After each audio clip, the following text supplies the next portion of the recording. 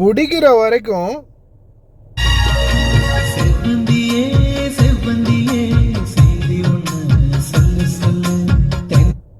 குடிச்ச பிறகு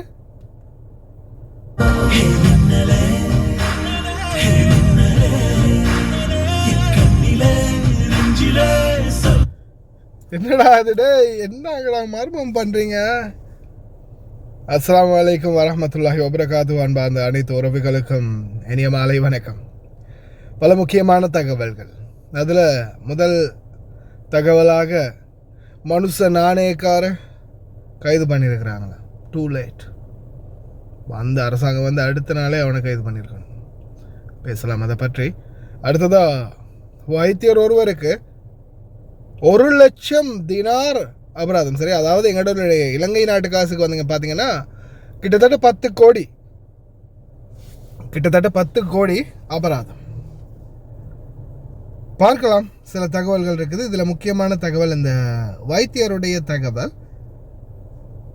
இதில் பாருங்க, வைத்தியர் வந்து அலட்சியமாக இருந்ததாகவும் நோயாளியை சரியாக கண்டுகொள்ளவில்லை, அதே போல் நோயாளிக்கு மன உளைச்சலை ஏற்படுத்தியதற்காக தண்டனை இது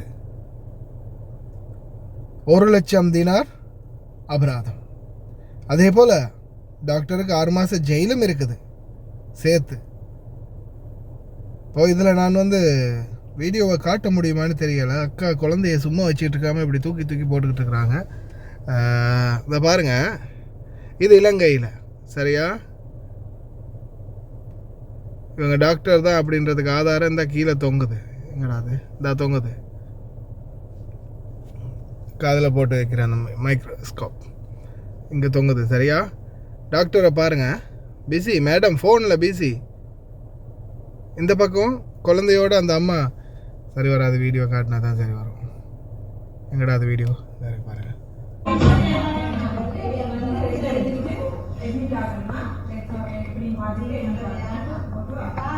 டாக்டர் அம்மா பிஸி. இங்கே அக்கா குழந்தையோட, குழந்தைக்கு சுகம் இல்லை, குழந்தைக்கு மருந்து எடுக்க வந்திருக்கிறாங்க. இந்த மைக்ரோஸ்கோப் கீழே தொங்குது. குழந்தை ஒரு பக்கம் நோயில் வந்து இருக்குது. டாக்டர் அம்மா என்ன பண்ணுறாங்க? பிஸி, ஃபோனில் பிஸி. பிஸி மேடம், டாக்டர் அம்மா பிஸி. இலங்கையில் இந்த மாதிரி தண்டைங்களை கொண்டு வரணும். கொண்டு வந்தால் தான் சில ஜென்மங்கள் திருந்தும். இப்போ பாருங்கள், கோயத்தில் நடந்த சம்பவம் இது.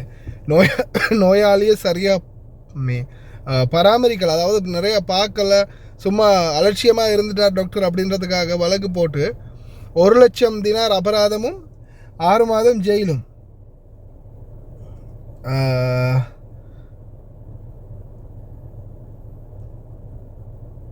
Female doctor jailed 6 months for negligence. அதே மாதிரி 1,00,000 தினார் வரைக்கும் அபராதம். இந்த மாதிரியான சட்டங்களை கொண்டு வரணும் நாட்டில். பாதிக்கப்பட்ட பேஷண்ட்டுக்கு வந்து நஷ்டஈடு கொடுக்கணும் டாக்டருடைய ஒரு வருஷத்து சம்பளத்தை அப்படியே கொடுக்கணும் அப்படின்னு. அப்போ தான் திருந்துவாங்க. அலட்சியம், எல்லாமே அலட்சியம். இந்த நீதிமன்றத்து வளாகத்தில் போலீஸ் அதிகாரிக்கு நடந்தது உட்பட எல்லாமே அலட்சியம். தான் அதிகார மட்டத்தில் இருக்கு, நான் பெரிய உயரத்தில் இருக்கு, நான் என்ன வேணாலும் பிடுங்குவேன் அப்படின்ற ஒரு அலட்சியம். அதை இல்லாமாக்கணும்.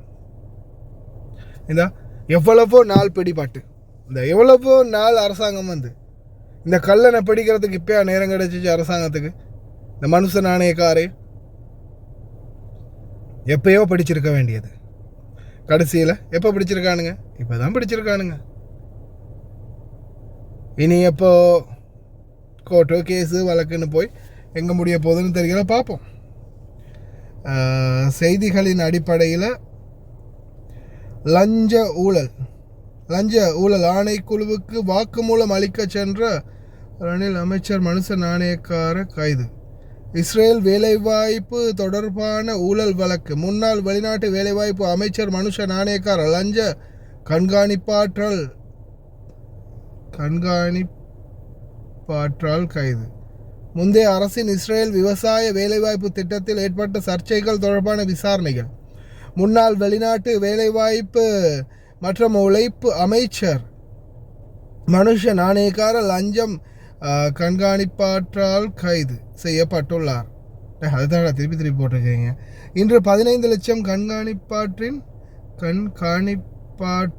முன் அறிக்கை அளிக்க சென்ற மனுஷன் நாணயக்கார் அங்கு நடைபெற்ற விசாரணையின் போது கைது செய்யப்பட்டார். இஸ்ரேலுக்கு எழுதுறவனும் மைராண்டி மாதிரி தான் எழுதி வச்சிருக்கானுங்க. ஒரே இது திருப்பி 4 லைனில் எழுதி வச்சிருக்கானுங்க. அவ்வளவுதான். விசாரணைக்கு போன இடத்துல கைது செஞ்சுருக்காங்களாம். நாளைக்கு பெயிலில் வெளியே வருவான். அவனுங்க செஞ்சிருக்கிறதுல 190 விதமான குற்றங்கள் நான் பெயிலபிள் அஃபென்ஸ். அவனுங்களுக்கு பெயிலே கொடுக்கக்கூடாது. பெயில வெளியே வரவே முடியாத அளவுக்கு அவனுங்க நிறைய குற்றம் செஞ்சுருக்கானுங்க. போர்க்குற்றம் நடந்துக்கிட்டு இருக்கிற நாட்டுக்குள்ள தொழிலாளர்கள் அனுப்பினானுங்க. அதுவே பெரிய குற்றம். இன்னும் be strong, we need more. அரசாங்கம் இன்னும் கொஞ்சம் ஸ்ட்ராங்காக இருந்தால் நல்ல. போதாது, இந்த ஸ்பீடு போதாது, இன்னும் கொஞ்சம் ஸ்பீடு வேணும். செவந்தியும் செவந்தியுடைய கூட்டாளிகளும் கைது செய்யப்பட்டிருக்கிறாங்க.